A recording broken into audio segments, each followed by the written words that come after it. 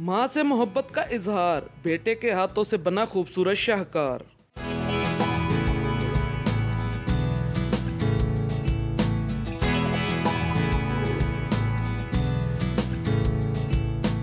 डेरा गाजी खान के रऊफ ज़ैब ने माँ से मोहब्बत को शक्ल दे दी। प्लास्टर ऑफ पेरिस से अपनी वालदा का मुजस्समा बनाया और सभी को हैरान कर दिया। रऊफ की बचपन से ख्वाहिश थी कि माँ से मोहब्बत का ऐसा इजहार करे जिसका दुनिया एतराफ करे। रऊफ के घर की गली में ही उसकी आर्ट गैलरी है। दिन भर बच्चों को ट्यूशन पढ़ाकर वो गली में इंतहाई महारत से मुजस्समे बनाकर अपने शौक की तस्कीन कर रहा है।